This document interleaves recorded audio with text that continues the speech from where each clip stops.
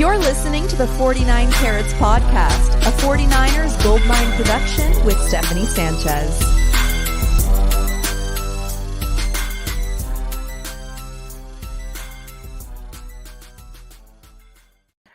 What's going on, everyone? Welcome to another edition of the 49 Carats Podcast. I'm your host, Steph. It is Monday, April 15th. Back at it again with my Monday co-host, Weston, and his co-host. My boss, you mean? Weston, how you doing, man? I'm hanging in, Steph. I missed you for the last 2 weeks, so I'm excited and obviously weathering all storms just to be here and talk ball with you this evening. I think it's never too early for the young ones to understand the significance of contract negotiations at the NFL level, especially prior to the draft when you're dealing with the San Francisco 49ers. Exactly. And as we were saying right before we went live, I think he's ready for his own podcast. So watch out. You have some competition, Weston. But I mean, we got plenty. 2040 something, maybe 40, yeah, at least 2040. But yeah, we got plenty to talk about today. You know, the 49ers are a content machine. We don't even have to do too much work. We just open our mouths and yap because the 49ers do all the work for us. So now we have some updates on Brandon Aiyuk, of course. You know, the talk of much of the offseason.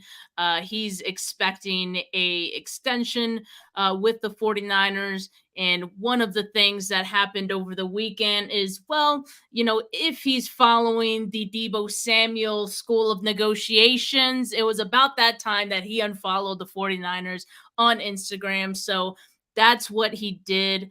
And I mean, to me, that's not a very big deal. But what I did think was interesting is also this weekend, I believe Ben Albright tweeted this out. He tweeted out an image of a DM or a message that he had gotten from March 14th, so like a month ago, saying Steelers trying to get Aiyuk for Russ. And then the person responding and saying, oh, wow, that would be a huge get, opposite Pickens. And then he posted this weekend with eyeball emojis. So this kind of just got, you know, Twitter into a bit of a tizzy because everyone kind of piggybacked off of this image. This is not even a report. It's just him sharing something. And then we saw 49ers and NFL News 24/7 and John Freschella. I don't know if I'm saying that correctly. Kind of boarding the let's talk about Brandon Aiyuk train. And one of them said Brandon Aiyuk has requested a trade via their source. And then the other pretty much corroborated that. But what happens this morning, I believe that happened this morning. Man, what a long Monday. Is Ryan Williams, Brandon Aiyuk's agent, tweeting out, you need better sources. So it would appear that Brandon Aiyuk, at least at the moment, has not requested a trade officially from the 49ers. And so we can sleep a little bit better at night. Yeah. I'm sorry. Can I just jump in, or were you about to ask a question? Yeah, no, go. Please. I think you've got to take both sides of this equation with like a grain of salt, right? Like wherever there's smoke, there's fire. We know that BA's agent happens to be good friends with John Lynch, right? So like he clearly wants him to stay, and they want those negotiations to happen. And he's playing good cop while BA's playing bad cop in the eyes of fandom and media.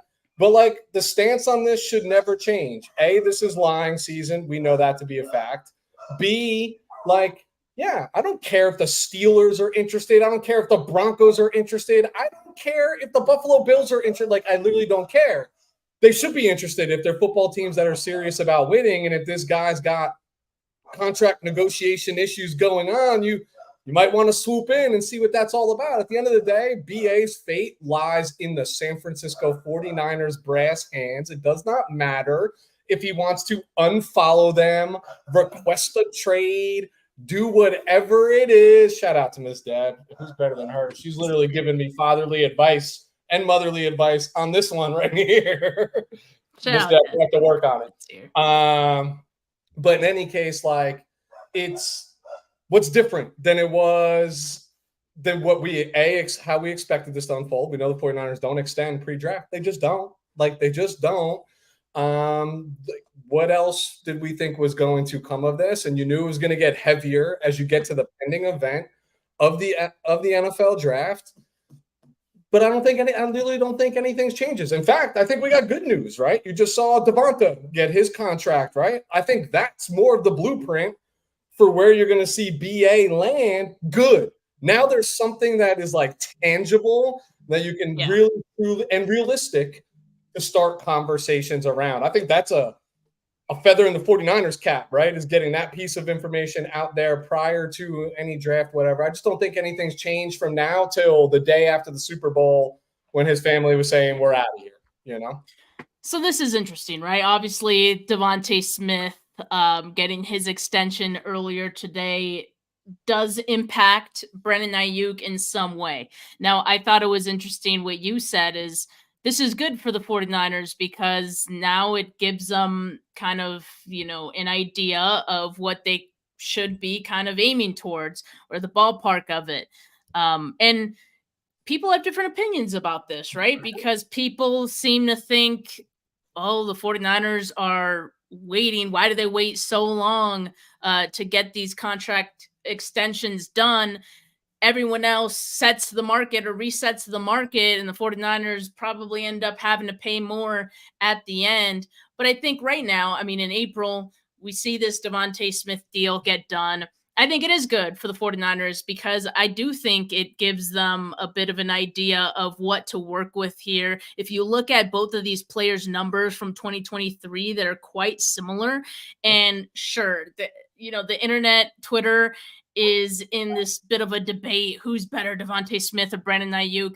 It doesn't matter. Brandon Aiyuk is probably going to get a little bit more than Devonta Smith just because Devonta Smith's deals got done before his. And so, this is a good way to gauge what Brandon Aiyuk is going to get. And I think if the 49ers had an opportunity to get Brandon Aiyuk in the same kind of deal, we're looking at $25 million APY, $51 million guaranteed.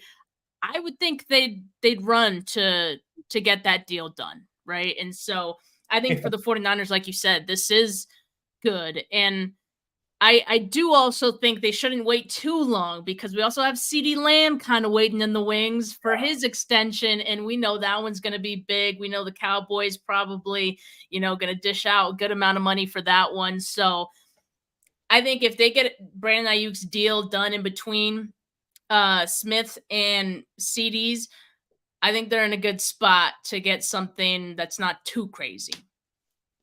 The last point, Steph, is like the nail in the coffin in the sense of like you don't want to be going after CD's extension, right? Then you get greedy eyes. You want the big bag, and let's just CeeDee Lamb is more impactful to the Dallas Cowboys offense than Brandon Aiyuk is. It's just a fact, right? Like Devonta is the perfect comparison because that's essentially how he's viewed externally in terms of like the role in the Niners offense, right? So many different, I won't say Debo's AJ Brown, but I'll say, hey, the Niners, they want to run the ball. They focus on a tight end, right? Like he's just one piece of the puzzle, essentially. He's not the piece. Like he's a significant piece. I'm not trying to downplay it, but the reality is he's viewed, wants to get paid like a one. What Devonta got feels like one money outside of like the one on his team. And I think that's fair. That's the market, but you definitively don't want to go last. You definitively don't want to go after CD, who's going to get a huge payday. But you know how this league is. It's whoever goes next pays more, period, point blank. Like, doesn't matter the position. Edge rusher, quarterback, wide receiver, D-back. You go last, you pay the most. That's just the way it is. And not just that, but we've got who's up? Justin Jefferson as well is kind of waiting for an extension too. So And he's I would say, market. Like he's gonna break yeah, it. yeah. So you definitely want to get Ayuk's deal done before both of those guys. Again, Devontae Smith is a good floor and hopefully doesn't go too much higher than that. But now they have a bit of a framework, to work with. And as the 49ers have been saying, they're going to look to work on this deal after the draft. We're about 10 days away from the draft now, so it's getting close. I don't think the 49ers are going to wait as long as they have with some other deals. And I honestly don't get the sense that Ayuk is going to play hardball as hard as maybe Debo did, because I don't know. I mean, he's been in the building. I know that he's doing this social media stuff, mentioning Mike Tomlin and stirring the pot and unfollowing the 49ers on Instagram. On Instagram, but I mean, I don't think any of that really matters. I still get the sense that Brandon Aiyuk does want to be with the 49ers. I think he's just antsy. I think he just wants it to get done. So as soon as the amount that he would like is presented to him, I think that deal is getting done. But maybe I'm just being optimistic, this time around. No, I don't think you're being overly optimistic in any case. I think you're spot on in the sense of like he's been there. And he's seen his fellow position players and other 49er originals, right, that were drafted by the 49ers and cultivated by the 49ers. They've all been paid. They've all been treated fairly. There are market setters across the board, contractually speaking. So there's nothing to indicate to him that, like, dude, we're not going to not pay you. Like, yeah, we're probably going to lowball you because that's prudent. You know what I mean? And he's that's doing what we do. Yeah, like, and you knew that. Your agent told you that was already going to happen. And I agree. Like, I'm not putting words in Brandon Aiyuk's mouth. I'm going to go ahead and assume he wants to remain a San Francisco 49er to get paid on a highly competitive team. Like, that's the best of both worlds. Like, you're getting paid and you're relevant. That's how you go earn contract number 3 after the big bag contract, right? Is like, hey, I was a contributor on XYZ team. But you know what? I'll put myself in Brandon Aiyuk's camp right now. He's doing everything he's supposed to. I'm not happy. I'm unfollowing you. I'm creating unrest and turmoil because if I sat here and just said, I'll wait and do this on your timeline, that's foolish too. That's foolish on their end, on his end. You know what I mean? So forgive my bald head right now. My kid ganked my hat. Kids will do that. Kids will do that to you. They'll call you out. It's a battle here, Steph. He doesn't even know any words yet, but he's calling you out right now. Well, he's saying it's BS. They should just pay BA right now. He doesn't know what they're waiting for. I agree. I completely agree. The kid's already making sense. So that's Brandon Aiyuk. Look, one more question before we move on to the next topic, and this is to bring back a little segment that I do every once in a while, cap or no cap. Is Brandon Aiyuk a Niner after the NFL draft? What say you, Weston? What say you in the comments? Cap or no cap? So not as hip as I used to be. No okay, cap. So yeah. No, this is good. So cap cap is like there's no way. No cap is that's the truth. So it's like cap, you're lying. That's not true. No cap is very much true. I'm giving you my physical answer. Literally no cap. There you go. He'll be a San Francisco 49er. Yeah, I say the same. Sure, there's teams interested. I don't doubt that the Steelers are interested, has been reported a couple of times now. But I don't think the Steelers are willing to give up pick 20. I think they have pick 20, right? They would probably do it for a second round pick. I don't think the 49ers would take that. So, just all that to say, I think Brandon Aiyuk is a Niner after the NFL draft. That is no cap. All right. So, and real quick before we jump, and the reason why I think you're right on the there's nothing they're not trading him unless it's like a 1 is because this is not a 3rd round draft choice that is overperformed in his first few years. This was a 1st round draft pick that you traded up for, right? A 1st round draft pick who has lived up to the billing, right? In all facets of the game. He's proved he's an elite route runner. And yes, I'm using the word elite. He's proved that he's a darn good wide receiver. He's a heck of a blocker, and he's a dog, and fought through Kyle Shanahan. Like, why would you let that walk out of your building for anything less than a first-round draft pick? That doesn't make sense to me. Yeah, exactly. I think the logic is sound from the 49ers standpoint of, wanting to get a first-round pick for Brandon Aiyuk. While it doesn't make sense for other teams, I get that too. But the 49ers actually want to keep Brandon Aiyuk. So, yes, they are going to set the price pretty high for that reason. But, yeah, now that we're talking about the draft, let's just get into the next topic here, which is, I think, a bit of a doozy. I do care about this draft stuff quite a bit, Weston. And a little bit. Just a little bit. So over the weekend, Washington had their spring game. All right, University of Washington had a spring game. John Lynch was in the building. So was offensive line coach Chris Forster. Yeah. They were both at Washington's spring game. I thought, that's interesting. The draft is in like less than 2 weeks now. I don't think they're scouting any players that are, in spring game or spring practice, whatever it was, right? It was not pro day. I've seen a lot of people say it was pro day. It was not pro day. So I thought that was really interesting.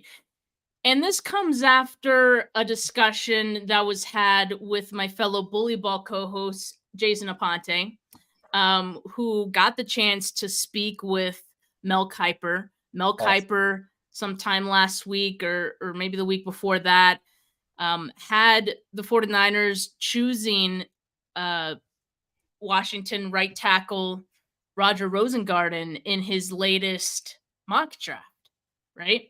And so Jay got a chance to ask Mel about this. Mel, that sounds so weird. Kiper about this. And basically, the reasoning, there's a lot of connections between these two because, first of all, Rosengarten from Highlands Ranch, Colorado. And so he has been coached by Christian McCaffrey's dad, Ed, in high school. All right. So there's one connection. Then you have Joe Staley, who these days trains prospects leading up to the draft. He was working out with Rosengarten. So there's a second connection right there. And so, Jay specifically asked him, was there more to why you made that pick or what was it? Obviously, Kiper goes into how he likes Rosengarten, feels like it would be a good fit. And then, obviously mentioned some of the points of some of the connections that, the 49ers and Rosengarten kind of have. And so that made it pretty interesting, right? And he also said, based on things he was hearing, was kind of how he made that choice as well. So that's very interesting. So when I did see that John Lynch and Chris Forster were at Washington just a week, in the same week, really, that we were having these conversations, I was like, wow, there's got to be something to that. And so I actually immediately went to Roger Rosengarten's Instagram to see if he posted anything. And he did. He was at Washington. He posted to his story literally within minutes of that same picture being taken. So he was there. And so I immediately, just started, thinking to myself, is this the 49ers way of meeting Rosengarten without making a huge fuss about it? Because if they brought him in for a 30 visit, everyone would know, it would be widely reported, all these things. But if you do it in Washington, and of course, there were still pictures taken of John Lynch and Forster there, but I feel like it was less reported than maybe like a 30 visit would have been. So I feel like this was a way to kind of keep things under wraps, right? And then so Ben Glassmeyer, then posted this tweet. He said, 49ers GM John Lynch stuck around after practice today, and Roger Rosengarten was warming up for a workout. Coincidence? And this, of course, again, comes with a lot of people kind of reading the tea leaves on the connections between Rosengarten and the 49ers. So I don't think it is a coincidence. And you know what I thought was interesting is that shortly after this, I think by the end of the day, obviously this became a bit of a thing, but by the end of the day, Matt Barrows, tweeted out that according to his source, the 49ers were actually working out a number of players from Washington, right? Which, sounded a little fishy to me because the only name we had seen reported being there was Roger Rosengarten. So to me, I felt like there was some, again, an effort to keep it under wraps. So this is what Matt Barrows said. They looked at several Washington draft prospects. And of course, there are a lot of good prospects out of Washington. Jalen McMillan is another one that, obviously a lot of 49er fans like. Troy Fatanu, another, tackle, another one. So that's all well and dandy, but I just don't think it's true. I think the source was someone from the 49ers who was saying, yeah, like we worked out a bunch of guys. Why didn't you just go to pro day if you wanted to see all of them? They were not at, they had one of their area scouts at Washington's pro day, which happened earlier in April, I believe, or late March. In any case, I mean, I don't think that any of those other players were there. I also, again, doing my bit of investigative journalism, asked someone who took pictures of the workout who was there. I asked them, were there any other Washington prospects that you saw the 49ers working out, or was it just Rosengarten? He said it was just Rosengarten, and he was one of the last people to leave. The person who took the picture said that. And so, again, I think the 49ers were just trying to keep it under wraps, trying to make it not seem like it was a big deal. Oh, no, we're just working all the Washington guys out. We're not super interested in Rosengarten. Look away. But yeah, it turns out that it was just Rosengarten. So to me, that tells me that there's something there, I think. Yeah, lot to unpack there. First shout out to Mr. Aponte with his conversation with Mel Kiper. I can't tell him how many text messages I got on the side, like, you see Jason right now. So pretty awesome, especially for what we do here. Secondly, listen, it's lying season. How many times but here's my question: if the secrecy is, hey, we weren't meeting with Rosengarten, then for what? Is that your target at 31? Is that a target, somebody that you might eye to move up early in round 2? Because there's a lot of, if you just go by ranking of the prospect by all the pundits, right? Like, he's not a top 40, top 50 prospect, is he? Like, to my knowledge. So I think a lot of the concerns coming from the 49ers are like, is this it shouldn't be mad that they're prioritizing adding to their offensive line in the first round, right? We've all been screaming for the addition to the offensive line, so should feel good about that. But secondly, where are you prioritizing this guy? Why are you trying to keep it, a secret that you're spending the extra time with him, working him out, having John Lynch in the building? So I think more of the concern, and keep me honest, I don't have any concerns over looking at this individual, right? I think it's just a matter about where you envision him being available in terms of where you select. I mean, big guy, long guy, feels like he fits a little bit about what the 49ers want to do, but I feel like my concern is investing this resource, this level of secrecy. If that's going to be your first round guy, can he play left tackle in the NFL too? Because I don't, are we just burning 31 on a right tackle, or whoever 31 is overall, or whoever your first round draft selection is? They better have an opportunity to come in and compete and make an impact right out of the gate, because that's exactly what this roster needs. especially since you've been void of first and second round picks for the last 3 years. You're playing catch up. Guy has to contribute like right out of the gate. Does Rosengarten fit that build? Like, I don't know. I didn't, like it's Fontenot that everybody's watching the tape on, right? That everybody's ranting and raving about because he plays left tackle for a team that played in the college football playoffs, right? Number 1 ranked team in the country. Like, that's who the spotlight's been on.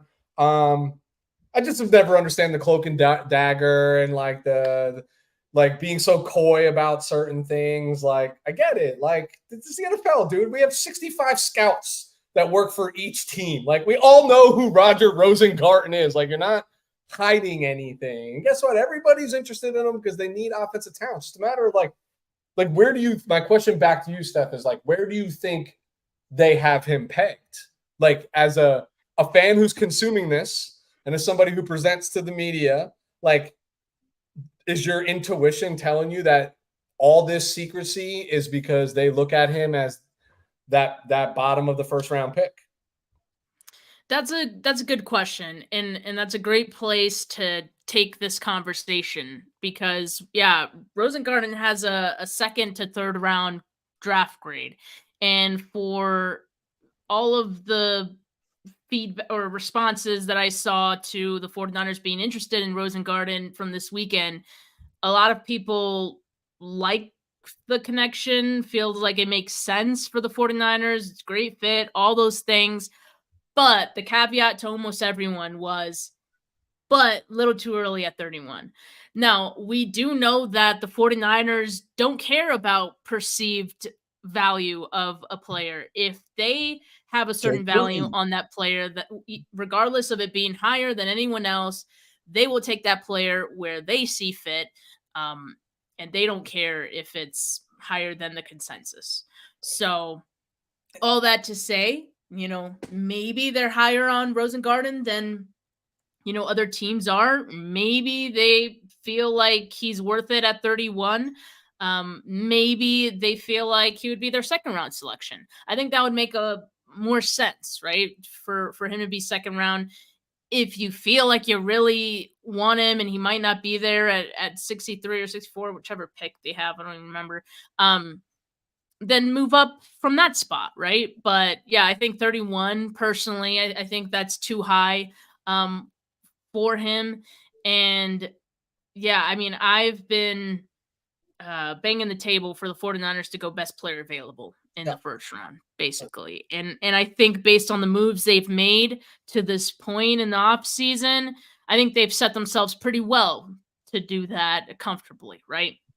Yeah. And so I think a couple of options for the 49ers. Obviously, they could take an offensive lineman at 31. I think they can also take a wide receiver. The closer we get, honestly, the more I'm thinking it could be a wide receiver. And I would even say maybe a corner, right? Like, I think those are all very real possibilities for the 49ers. And based on who I think will be available, I think they will have a good chance at getting someone, who I like at least. So as long as they don't do the Niner thing and, just grab the guy you least expected like they sometimes do, right? But yeah, I mean, I'm for anything can happen at 31. I like Rosengarten, just not at 31. I think if they get him with their second round pick, that's a really great pick that a lot of people would also think is a great pick, great fit, all those things. But yeah, maybe go elsewhere. 31. Yeah, I agree. BPA. I literally think you should be best player available until you get to the 6th, 7th round, and then you're filling like camp bodies and guys that you might like that might just have a shot to crack. But I don't waver from my stance. Whether it's a wide receiver, whether it's a corner, whether it's an edge, whether it's an offensive tackle, a guard, a center, I don't care what the position is in the first round. They just better be given the opportunity to get on the field, right? That has to be the consideration. I'm not necessarily worried about like first, second, third round grade, because you talk to a lot of the draft pundits out there, they'll tell you most teams only give out 15 to 17 first round grades for players anyway, right? Like, but there's 32 picks in each round. So like there's people that are being drafted in the first round that the majority of teams would say, I had a second round grade on that person, right? Or I had a third round grade on this person. Do you remember when the Dallas Cowboys took Travis Frederick to play center in the first round years ago, right? I mean, what's that got to be 8-9 years ago when they did it? And everybody poo-pooed it because they had a third round grade on it. And then the guy was just like only like one of the best centers in the league for like however many years. Yeah. So, but that validates your point. Some teams are just going to be higher on others because of who they have on their personnel department, who they have on their sidelines, what their scheme looks like. It's all about value to the team. Again, but if Rosengarten's the pick at 31, do I personally love it? No. Is it easily justifiable? Probably, because you have all these conspiracy theory lines that you can draw back to that Kuiper so conveniently pointed out, coached by McCaffrey, blah, blah, blah, blah, blah. Makes it all make sense, which means whether you pick him at 31, you pick him at 64, you trade up wherever it is, you got to feel good about the pick because it feels like you have more opportunities to do more homework on a player and who that person is as an individual than you probably do just from like a top 30 visit. Right. And a chit chat at the combine and a phone call to an agent or whatever it is. Like you understand who that kid's been since he was 15 years old, right? To who he is now as an adult. Right. So I don't know. I feel like I don't love the secrecy. It just always has felt foolish to me. Like there are no secrets in the NFL. Like, this is what I'm going to do. Do it better. Stop it. Jump ahead of me. Like whatever it might be in the draft. I've never understood any of that. I think my concern with the situation is if he is the guy at 31, and this is also a team that's already come out and say, we love our offensive line, right? We extended McKinney. They've said this.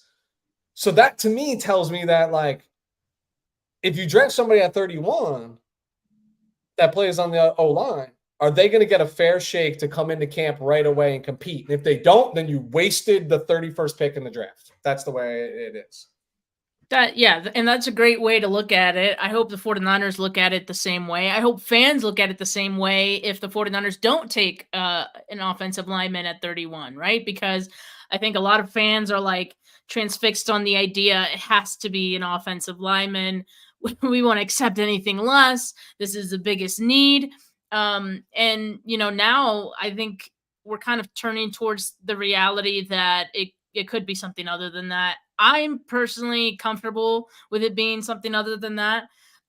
Just because, I mean, look, I know we're not huge fans of Colton McKivitz. Maybe we're not huge fans of Spencer Burford, but that offensive line, they made it to the Super Bowl. So there isn't too much, I guess, wrong there. At least not something that's going to keep them from getting back to the Super Bowl. It won't be because of that. What if they went to Washington? Little charade here. We're going to work out this guy. We're going to let everybody see us. Take your pictures, take your cameras. But Pittsburgh's going to come in. They're going to trade for Aiyuk. We're going to take 20 overall. We're going to package it with 31 overall. And we're going to incorporate a second round next year. And boom, you're in the top 10 and you're drafting Fontenot. What if? I know, right? Like it's crazy because like immediately when people saw, John Lynch and Chris Forster there, a lot of them kind of went towards Fontenot. I mean, it has to be that. And it very well could be. Like, it could be this well-calculated, charade move of, well, we're just trying to get information on Fontenot. And we're interested in Rosengarten, but, we really just want to get a little bit more on Fontenot. We asked Rosengarten what Fontenot's favorite places are to eat, and we made sure we did all that because they're buddies. Here's what everybody needs to remember. A lot of time goes into the draft. And, Steph, I'm going to call it out. You are my draft resource. You and a few others. I try not to, fall in love with prospects because then my heart is just broken year over year over year, and I find a million reasons to no longer root for this team. But I keep coming back, right? So, but you are my draft source. But the truth is, for the mock drafters, for the Mel Kipers of the world, for all these guys and gals out there, the best of the best get about 20% of the first round picks right. So that means it's like 6 out of 32 are actually correct, right player, right team, right slot. So like, let's not get all up in arms about this. We still got 2 weeks. A lot of things can go. I think Kuiper's just doing what he does best, and he's connecting all the dots. Yeah. Which, like, we should pay attention to, like, does have some credence. Of course. You know, so just something to monitor. I thought was really interesting just for it to be the same week that Jay brought it up. You know, that Kuiper had him in that mock. It was interesting timing. Very, very coincidental.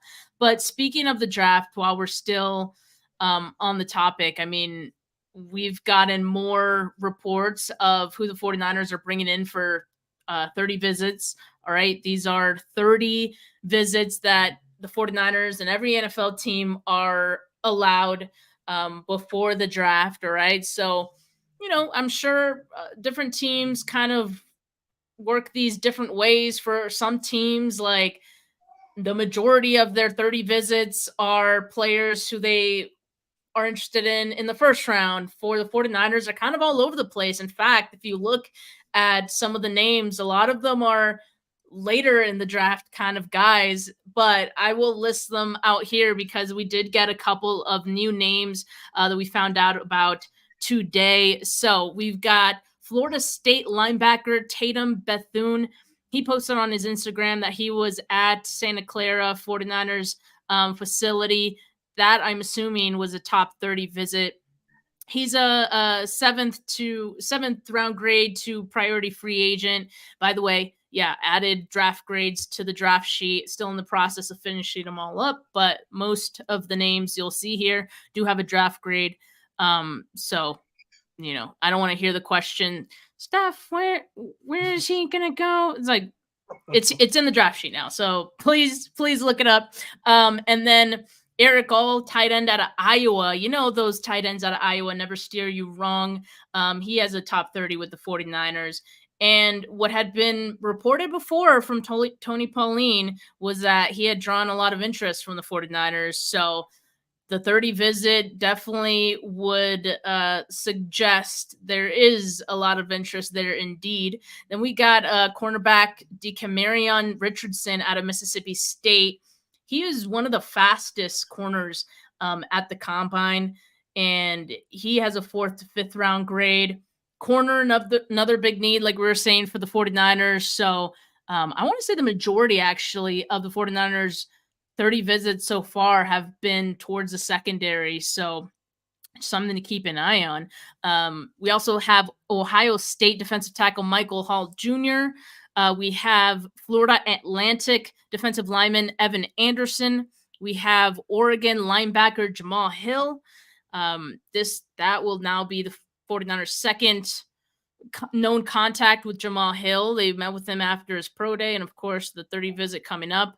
The only offensive lineman to this point, Caden Wallace out of Penn State, who he has met with all 32 teams, of course, includes the 49ers, has had real good talks with 49ers. And then Andrew Phillips out of Kentucky, he had a formal with the 49ers at the combine. So there's been a couple of instances, you know, the two have connected to this point. Javon Baker out of UCF. Huge Javon Baker fan I am, and I think he'd be great value in the 4th round. Then you have Oregon defensive lineman Brandon Dorless. He could play inside, he could play outside. I think the 49ers would really love that. He has a 3rd round grade. We've got another Kentucky player, linebacker Trevin Wallace. He has a 3rd round grade. We got Malachi Corley, dubbed the mini Debo. And he has a 30 visit. He has a 2nd to 3rd round grade. Brendan Rice, of course, noted Jerry Rice's son. He also had a formal interview with the 49ers at the combine, and he has a 3rd to 4th round grade. Charles Smith-Wade, he was one of my favorite corners at Senior Bowl.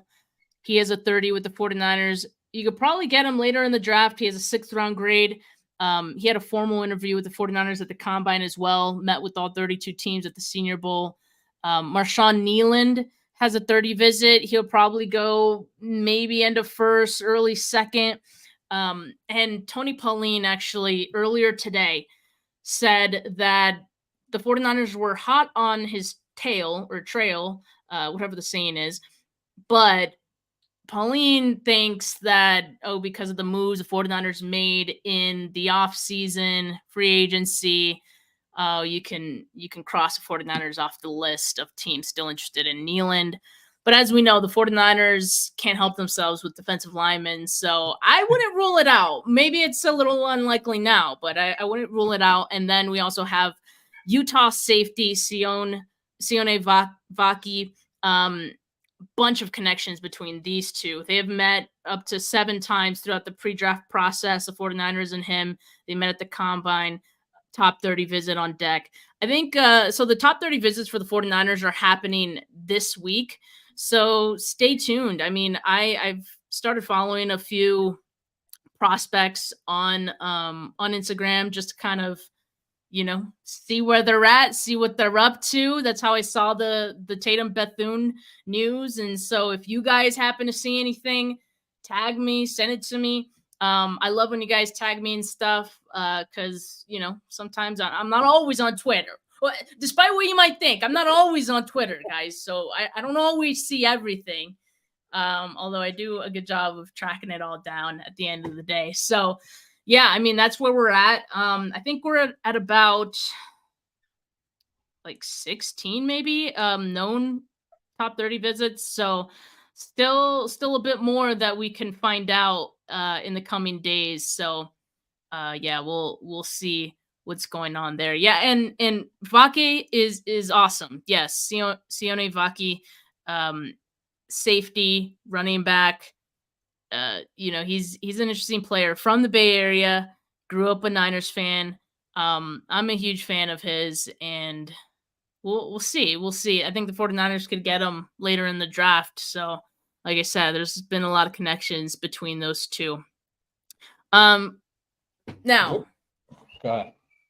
No, I was going to ask you, like, what are your thoughts on just how the 49ers do their visits? Because if you look at a lot of the draft grades, it's not a lot of like first round grades or even second round grades. A lot of them are like priority free agents, like back end guys. So, do you like that strategy from the 49ers? Is it a bit of a head scratcher? Is it more of the not trying to tip our hand? I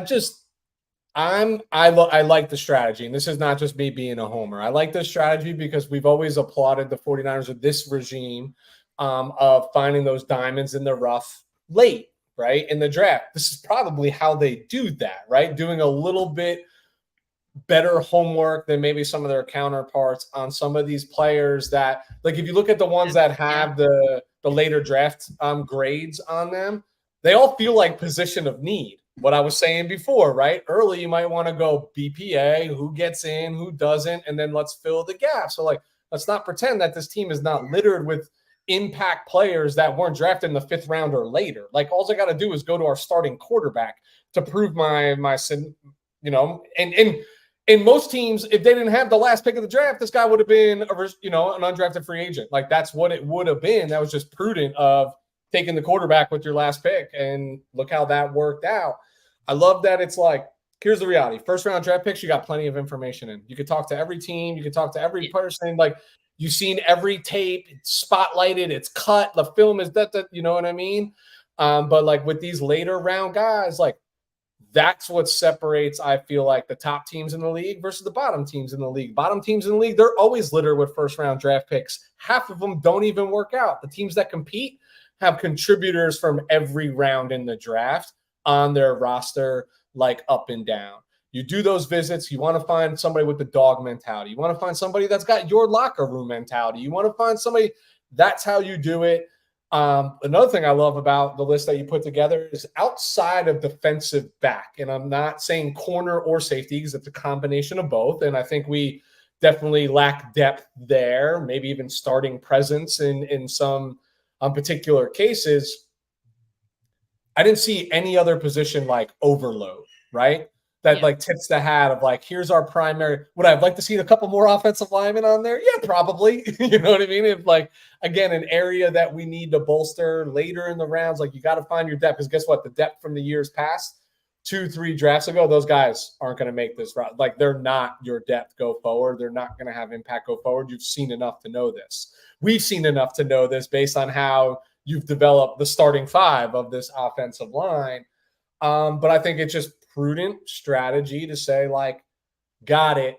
I can do all the homework I want. My scouts do all the homework on these guys with 1 and 2, first and second round grades. Like, where are we going to hit our home runs? Where I want to find the 1 or 2 people that I'm going to jump up 5 spots to go get, or I'm going to slide back 5 spots because I know they're going to be there, and I'm going to pick up another pick for next year and continue to build this funnel. I think it's just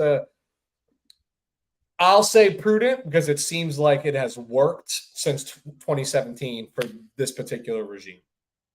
Yeah, I think, it's interesting you say that. Like, I think that is probably part of the reason the 49ers have had success finding some late round gems, because they tend to do quite a bit of homework on those guys, bringing them in on the 30 visits. I mean, there are so many opportunities to meet with the day 1, day 2 guys between the combine, between Senior Bowl. They're everywhere basically. And if you do look at who the 49ers met with at the combine, I would say that's where you'll find the offensive linemen, and where, they tip their cap a little bit. But not too much, because they're not bringing them in for 30 visits. So, that I feel like that's where they did most of their homework at the combine. You saw them have formal interviews, not just informal, but mostly formal interviews with some of the top offensive linemen. You see here some with first round, second round grades. So maybe they don't feel like they need to bring those guys in, and maybe they don't want to bring those guys in because they've already, done their homework on them in other forms. So yeah, I think it's smart by the 49ers. Also add that for priority free agents, these are the undrafted free agents that every team is looking to sign immediately after the draft ends. And those players get to pick where they go. Yep. Having those prior connections with that team, like a top 30 visit where you've already visited the facility, you kind of already know what to expect. That helps the 49ers too, bring in some of those guys who they've already had in the building, who they've already been able to, create those connections with. So I think for a number of reasons, it helps the 49ers. Now, this is put up or shut up time. This is one of the, like, in the next couple years, this draft and next year's draft, maybe one of the most important drafts of the Shanahan Lynch regime era, so they have to hit on these guys. And so, yeah, I mean, hopefully they do. But yeah, it's been fun as always to go over who the 49ers are interested in, find some trends here and there, things like that. And we're now about, like I said, 10 days away from the draft. So, I'm expecting top 30 visits happening in the next couple days for them. We'll find out a little bit more, but now it's time. I'm locked in, man. Lock the hell in. Well, all right. Weston, I appreciate you coming on today. I know you were on daddy duty with the kiddo there. I appreciate you coming Dogs on. Dogs barking, just chaos, Steph. I apologize. Hey, that's life, man. That's life. It's the beauty of life. And yeah, I appreciate everyone who tuned in as well. I'm sure you guys are lifing as well as you watch this, and appreciate you taking the time out of your day, or while you're washing the dishes, I don't know, doing laundry, whatever you're doing, appreciate your time. So make sure you like this video. Make sure you subscribe to the channel, not just mine, but Weston's as well. Weston, give us an update on your channel. Yeah, Island 49. It's going to be standalone 49er content. Of course, Steph will be guesting. Of course, I announced this like 2 weeks ago, and then we decided like, hey, we're going to just do a whole bunch of construction on our house and all this fun stuff. So put a little peg in it from availability standpoint, but I'll never miss time with Steph so long as she keeps asking me. But Island 49, Check it out on YouTube. I promise not to disappoint. And this is the hot and heavy time. We're gonna all start to unwrap our new shiny toys. We're gonna overhype them for months, and then we're gonna see what they look like in camp. So I'm excited to do all of that. Yes, indeed. All right. Well, yeah, make sure you guys subscribe to both of our channels. Like I said, audio listeners, leave a review, leave a rating, whatever you want to do. Appreciate it. But for now, have a good rest of your Monday night, folks. Peace.